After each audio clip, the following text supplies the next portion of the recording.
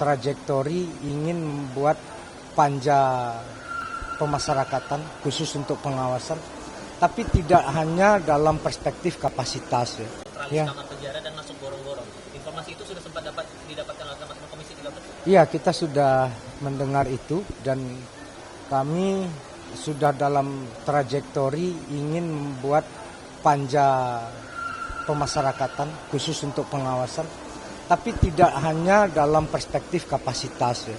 Dalam perspektif yang jauh lebih komprehensif. Sejauh ini kita cuma mendapatkan laporan bagaimana over capacity. Selalu pendekatannya membangun lapas baru ya. Kita ingin pendekatannya yang jauh lebih integratif. Bagaimana panja ini lebih berfungsi untuk melihat dan berkoordinasi tentunya, karena Komisi 13 ini kan basisnya adalah reformasi hukum, di mana kita tidak mengenal sanksi di luar sanksi penjara ya. Kalau kita lihat di luar negeri itu ada sanksi ya, bersih-bersih taman, bersih-bersih rumah ibadah ya, sosial sanksi itu ada. Di kita enggak.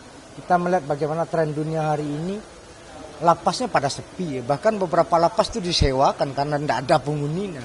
Nah, tentu pendekatan ini harus nanti dijadikan oleh panja pemasyarakatan ini untuk melihat dan mendapatkan masukan. Kami akan mengundang, selain berkunjung, kalau kemarin baru sempat ke lapas Sukamiskin yang legendaris itu, kami akan melihat nanti dalam multi perspektif. Satu, bagaimana penyelenggaraan lapas ya, manajerialnya seperti apa, sumber daya manusianya seperti apa.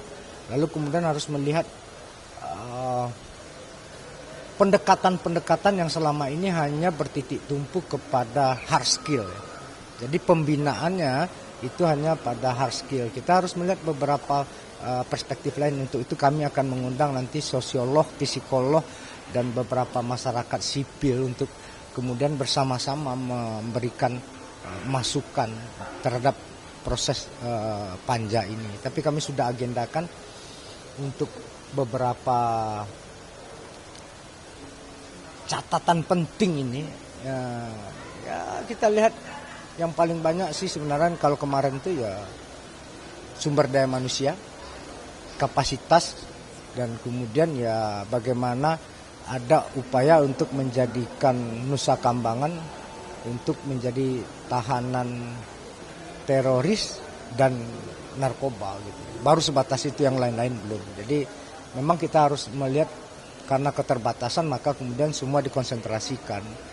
Jadi ini kan lari ini udah seperti di film-film nih kan.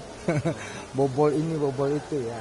Tentu ini jadi pembelajaran bagi kita. Jangan kemudian adegium mengatakan bandit jauh lebih hebat, penjahat jauh lebih hebat daripada penegak hukumnya.